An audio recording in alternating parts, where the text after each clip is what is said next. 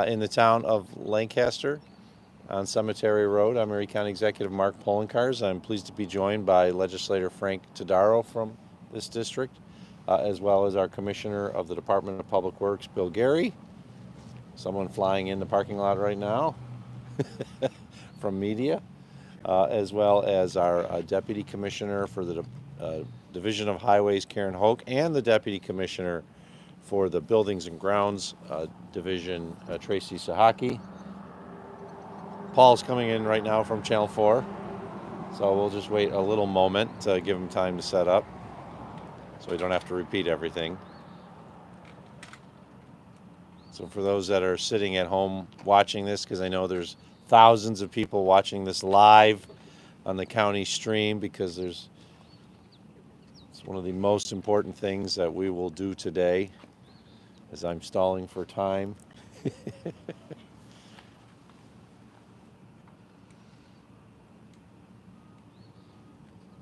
waiting for me? No. Well, let's see. Thank you.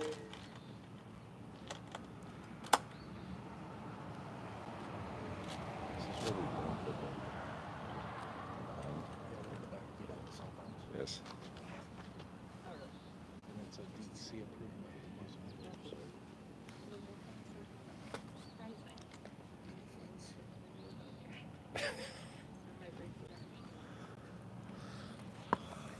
Sorry.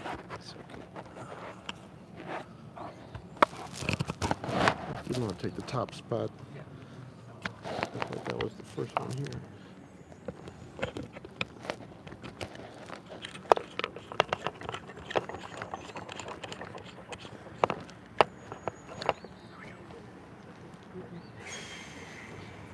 Okay. Ready? All right. Once again, thank you for joining us here as we officially open our brand new highway barns in the town of Lancaster. I'm Erie County Executive Mark Poloncarz, joined by Legislator Frank Todaro, represents the district, as well as our Commissioner of the Department of Public Works, William Geary, and our Deputy Commissioners in the Department of Public Works. We are also joined by Karen Hoke from the Division of Highways, as well as Tracy Sahaki from the Division of Building Grounds, and Rich Denning, the district engineer who works and oversees this highway district that we have in Erie County. We have 5 major highway districts. We have multiple barns across the county, but 5 primary barns, and then some smaller ones across the county. And this is the first highway district barn to have been completed and built by Erie County since the Dennis Gorski administration in the 1980s. This was a $9.2 million project that was partially paid for with funds from the American Rescue Plan. So I want to thank our former president, Joseph Biden, as well as our former Congressman Brian Higgins, who supported the American Rescue Plan. And it was also paid for by some funding from Erie County government as well. We had an old all barns on Salt Road in the town of Clarence that was more than 100 years old. It was not built to be a highway barn. It was built for a different industry, and Erie County acquired it over some time. And then it was roughly 5 years ago when it had to be closed because of structural issues with the building. And at that point, we realized that we needed to build a new barn and serve this district, which includes the town of Clarence, Newstead, Marilla, Alden, and of course the town of Lancaster here, and areas also heading south. So we looked at sites, and then we realized that we had a site that could be used, and that was this existing facility on Cemetery Road, which the county owned. The sign shop that we've used for many decades is there. There was other storage shops that are available on site, and then we realized this was a perfect location for a brand new highway barns. So with the support of the legislature, funding, as we said, through county coffers, so to speak, part of this project, as well as the American Rescue Plan, we're here today to officially open this brand new highway barns. And we'll be giving a tour of it to the members of the media as well, because it is a modern highway barns. Unlike our past barns, which would have a restroom facility and changing facility for men, they might not have it for women. This has a locker room for women, because it's growing. A sizable portion of the individuals that work in the Division of Highways are women, where if you had been here in the past, it probably 50 to 80 years ago was almost all men. But we understand that we need to have a highway barns that meets the needs of today, and that's what we have. This is not just a facility where they come in and they pick up salt during the winter, maybe change a blade. This is also a repair facility. We'll be repairing vehicles as well. So I want to thank the legislature for supporting this project. These are not inexpensive. This is one of the largest building projects when it comes to new builds that Erie County's done in quite some time. And I want to thank the members of the legislature for supporting this project, including legislator Todaro. This is an example of how we work together to create a better county for all by building this brand new highway barns here, which will ensure that when the snow hits, we're able to get our fleet out as quickly as possible, because this is actually more central to this division, I should say this district of the highway division, than the older one was. And then of course when we're working on road projects and other things during the summer, it's going to be more central once again to get those crews out so they can get on the roads quicker and repair our roads, ditches, bridges, and things like that a lot faster. So thank you to all who played a role in this. Once again, I want to thank our former president and former congressman for supporting the American Rescue Plan.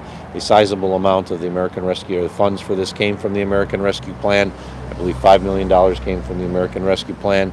Once again, I want to thank my partners in the legislature for supporting this project, because without the support of this project from county funds, we would not be here today. So Legislator Todaro, thank you. Say a few words. Thank you.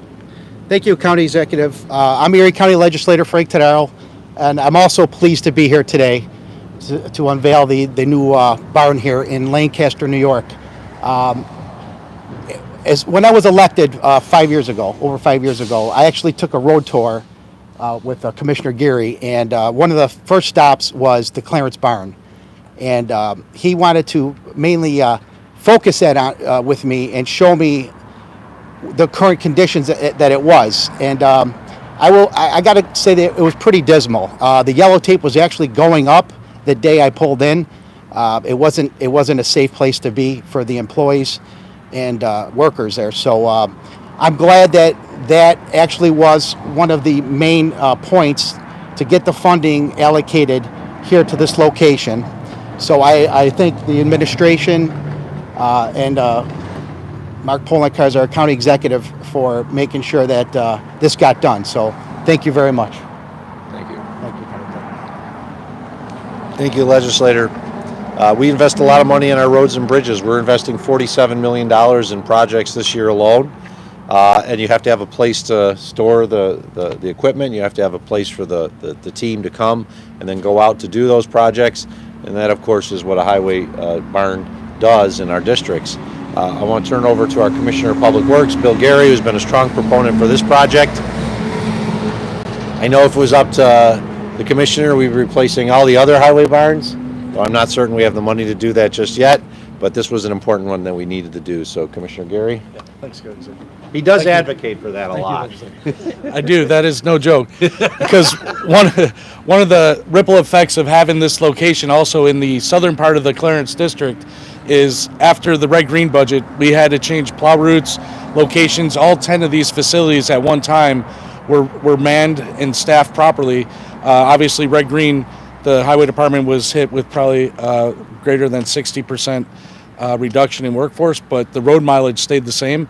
And in this instance, being in Lancaster, the majority of the plow routes for the Clarence district are from Broadway south. There are a few up in the north, but just to give a gravity of the size of this district, it goes all the way from Niagara County, everything east of Transit Road to Genesee County, all the way down to Seneca Street in East Aurora. And then, as the county executive said, heading further out into Wales and Marilla. So this district's very big, deals with a lot of diverse, not just flat area, but the snow and getting into some of the snow bands.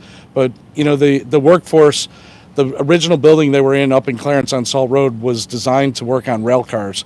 It was a very narrow, skinny building built in the late 1800s and really outlived its purpose and never was a meaningful purpose for a highway district. So the safety, the employees now have a efficient operation where they can pull vehicles in properly when they do the service work.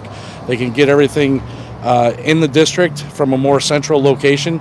And I will still continue to advocate for a couple of the other districts, although the building that the county executive referred to in the 80s under the Gorski administration is the Aurora district.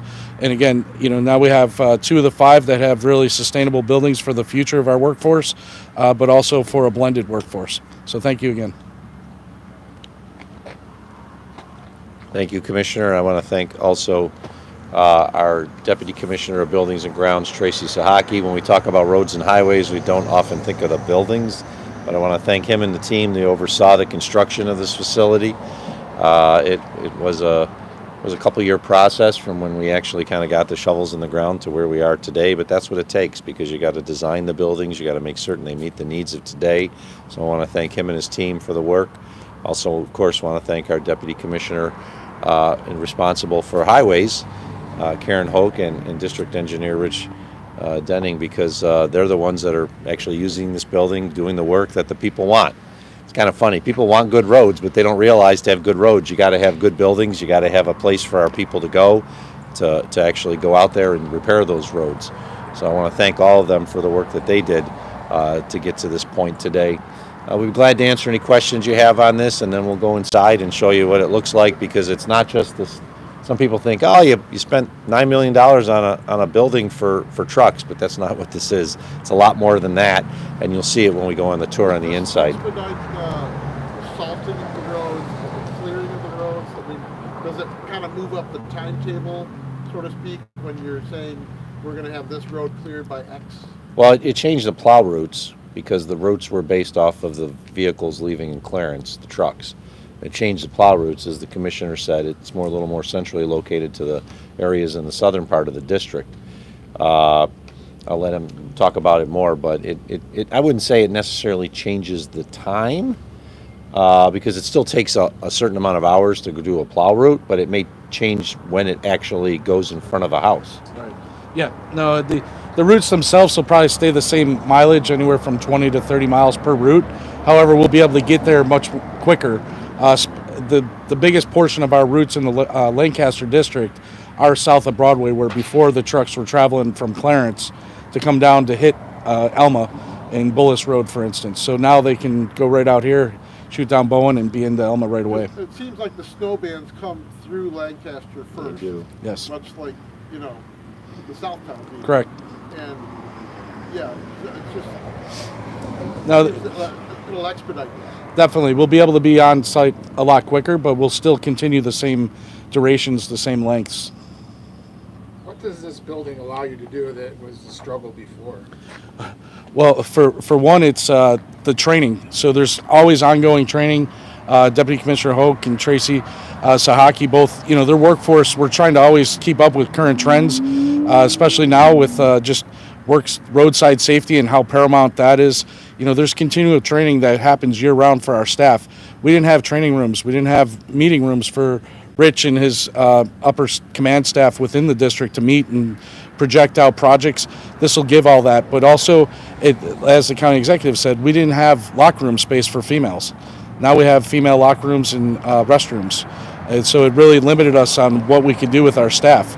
So we're meeting those needs. So on top of the efficiency gained by the mechanics that have to work on the equipment, break the equipment down, fix it in the moment's notice, or get out and assist other communities, now we're more centrally located so that we can all work together and possibly get more work done that way. Any other on-topic questions? If there's any off-topic, we'll take them afterwards, but just give you a tour and see the inside, which I actually have not seen. I've been